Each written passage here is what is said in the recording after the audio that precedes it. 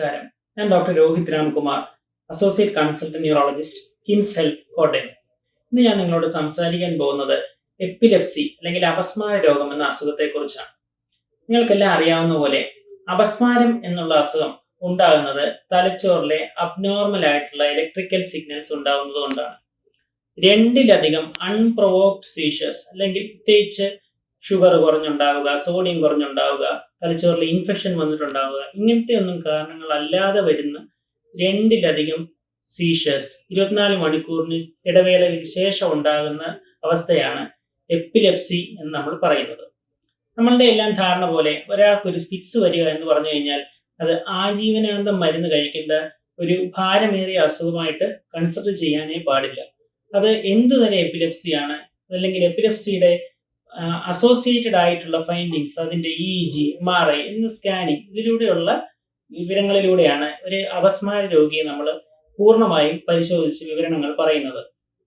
ഞാൻ പ്രധാനമായിട്ടും നിങ്ങളോട് ഷെയർ ചെയ്യാൻ പോകുന്നത്, ആദ്യമായിട്ട് ഒരാൾക്ക് ഫിറ്റ്സ് വരുമ്പോൾ, നമ്മളുടെ മുന്നിൽ ഒരാൾ ഫിറ്റ്സ് അല്ലെങ്കിൽ സീഷർ അടിച്ച് നമ്മുടെ മുന്നിൽ നമ്മളത് വിറ്റ്നസ് ചെയ്യുകയാണെങ്കിൽ ആ രോഗിക്ക് പ്രധാനമായിട്ട് ചെയ്യേണ്ട പരിചരണം എന്താണ്?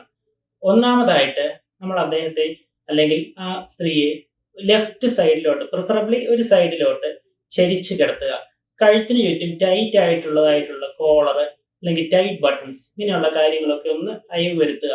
ചുറ്റും ഈ കൈകാലുകൾ കിടന്ന് പിടയ്ക്കുമ്പോൾ മുറിവ് വരാൻ സാധ്യതയായിട്ടുള്ള ഷാർപ്പായിട്ടുള്ള ഒബ്ജക്ട്സ് എന്തെങ്കിലും ഉണ്ടെങ്കിൽ അത് പരിസരത്ത് നിന്ന് മാറ്റുക. ഒരു കാരണവശാലും കയ്യിൽ ഇരുമ്പിന്റെ കഷ്ണം, തടി കഷ്ണം, അങ്ങനത്തെയുള്ള കാരണങ്ങൾ ഒന്നും കൈ കൊടുക്കാൻ പാടില്ല. വെട്ടുന്നതായിട്ടുള്ള മൂവ്മെന്റ്സ് കയ്യിൽ വരുന്നതിനെ തടയാൻ ശ്രമിക്കരുത്. ജോയിന്റ് ഡിസ്ലൊക്കേഷൻ ഒക്കെ വരാൻ സാധ്യതയുണ്ട്. വായിലൂടെ വെള്ളം, ഫുഡ് ഒന്നും കൊടുക്കാൻ പാടില്ല. കുഞ്ഞുങ്ങളിലൊക്കെ ആണെങ്കിൽ തീർച്ചയായും ഒരു ലെസ് ദാൻ 2 മിനിറ്റ്സ് കൊണ്ട് തന്നെ ഫിറ്റ്സ് തന്നെ നിൽക്കുന്നതാണ്. അഥവാ ഫിറ്റ്സ് കണ്ടിന്യൂസ് ആയിട്ട് നിൽക്കുന്നെങ്കിൽ തീർച്ചയായും എമർജൻസി സർവീസസ് ഉള്ള അടുത്തുള്ള ഹോസ്പിറ്റൽ കാഷ്വാലിറ്റിയിലേക്ക് രോഗിയെ എത്തിക്കേണ്ടതാണ്. തുടർന്നുള്ള പരിചരണം ഒരു ന്യൂറോളജിസ്റ്റ് വരെ പരിശോധിച്ചതിന് ശേഷം തീർച്ചയായും അവർക്ക് ലഭിക്കുന്നതാണ്. Thank you. എപിലെപ്സി എന്നത് ആവർത്തിച്ചുണ്ടാകുന്ന ചുഴലികളാൽ പ്രകടമാകുന്ന ഒരു ന്യൂറോളജിക്കൽ രോഗാവസ്ഥയാണ്. ആർക്കെങ്കിലും ഒരു ചുഴലി ഉണ്ടാകുന്നത് കാണുന്നത് ഭയമുളവാക്കാം, എന്നാൽ ശരിയായ നടപടികളെക്കുറിച്ച് അറിയുന്നത് അവരുടെ സുരക്ഷയിൽ ഒരു വ്യക്തമായ മാറ്റം ഉണ്ടാക്കാം. ഈ സാഹചര്യത്തെ ഫലപ്രദമായി എങ്ങനെ കൈകാര്യം ചെയ്യണം എന്ന് ഈ വീഡിയോ നിങ്ങൾക്ക് പറഞ്ഞുതരും. ഒരു അപസ്മാരബാധ എന്നാൽ ഒരു രോഗിക്ക് പെട്ടെന്നും അനിയന്ത്രിതമായി ആവർത്തിച്ചും ഉണ്ടാകുന്ന കുലുങ്ങുന്ന ചലനങ്ങളുടെ ഒരു അവസ്ഥയാണ്. ഇത് സംഭവിക്കുന്നത് തലച്ചോറിലെ വിദ്യുൽപാകപ്പിഴകൾ മൂലമാണ്. ആ വ്യക്തിയെ പരിക്കിൽ നിന്നും സംരക്ഷിക്കാനാണ് നിങ്ങൾ മുൻഗണന കൊടുക്കേണ്ടത്. ആ വ്യക്തി നിൽക്കുകയോ ഇരിക്കുകയോ ആണെങ്കിൽ സാവകാശം അവരെ തറയിൽ കിടത്തുക. ചുഴലി സമയത്തു അവർക്കു ഏൽക്കാൻ സാധ്യതയുള്ള എന്തെങ്കിലും കടുത്തതോ മൂർച്ചയുള്ളതോ ആയ വസ്തുക്കൾ സമീപത്തുണ്ടെങ്കിൽ അവയെ നീക്കുക. തറയിൽ കിടത്തിയ ശേഷം ഒരു തലയണ അല്ലെങ്കിൽ മടക്കിയ ജാക്കറ്റ് പോലെ മൃദുലവും പരന്നതുമായ എന്തെങ്കിലും അവരുടെ തലയ്ക്കു കീഴിൽ വെച്ച് തറയിൽ മുട്ടുന്നതിൽ നിന്നു സംരക്ഷിക്കുക. ചുഴലി ഉണ്ടാകുമ്പോൾ കഴിയുമെങ്കിൽ ആ വ്യക്തിയെ സാവകാശം ഒരു വശത്തേക്ക് ചെരിച്ചു കിടത്തുക. അവരുടെ ശ്വാസനാളം ഒഴിഞ്ഞിരിക്കാനും ഉമിനീരോ ഛർദിയോ ഉണ്ടെങ്കിൽ എളുപ്പം ഒലിച്ചു പോകാനും ഇത് സഹായിക്കും. ചുഴലി തുടരുന്ന സമയം ശ്രദ്ധിക്കേണ്ടത് പ്രധാനമാണ്. അത് എപ്പോൾ തുടങ്ങുന്നുവെന്നും എത്ര നേരം നീണ്ടു നിൽക്കുന്നുവെന്നും കുറിച്ചിടുക.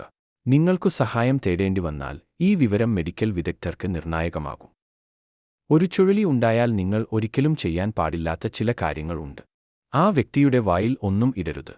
പഴയ വിശ്വാസങ്ങൾക്ക് വിപരീതമായി ഇത് കാരണം ആ വ്യക്തിയുടെ പല്ലുകൾ അല്ലെങ്കിൽ താടിക്കു പരിക്കേൽക്കാം, അതുപോലെ ശ്വാസത്തെ തടസ്സപ്പെടുത്താം. മാത്രമല്ല അവരുടെ ചലനങ്ങളെ തടയുകയും അരുത്. ചുഴലി അതിന്റെ ജോലി ചെയ്യട്ടെ, പക്ഷേ ആപത്തുകളിൽ നിന്നും അവരെ സശ്രദ്ധം അകറ്റി നിർത്തുക. ആ വ്യക്തി പൂർണ്ണമായും സുഖപ്പെടുന്നത് വരെ യാതൊരു ഭക്ഷണമോ പാനീയങ്ങളോ നൽകരുത്. ചുഴലി നിന്ന ശേഷം പൂർണ്ണമായി ബോധം വീണ്ടെടുക്കുന്നതുവരെ ആ വ്യക്തിക്കൊപ്പം നിൽക്കുക. അതിനുശേഷം അവർക്കു ആശയക്കുഴപ്പം അല്ലെങ്കിൽ മാന്ദ്യം ഉണ്ടാകാം. ശാന്തമായി സംസാരിച്ചു അവരെ സമാശ്വസിപ്പിക്കുക.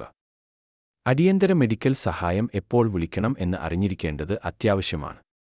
ചുഴലി 5 മിനിറ്റിലേറെ നീണ്ടുനിന്നാൽ, ഇടയിൽ ഉണർച്ച ഇല്ലാതെ ആവർത്തിച്ചു ചുഴലികൾ ഉണ്ടായാൽ, ചുഴലി വന്നു പരിക്കേറ്റാൽ, പിന്നീട് ശ്വസിക്കാൻ ബുദ്ധിമുട്ട് തോന്നിയാൽ, അല്ലെങ്കിൽ ഇത് അവരുടെ അറിവായ ആദ്യത്തെ ചുഴലി ആണെങ്കിൽ ഉടനടി സഹായം തേടുക.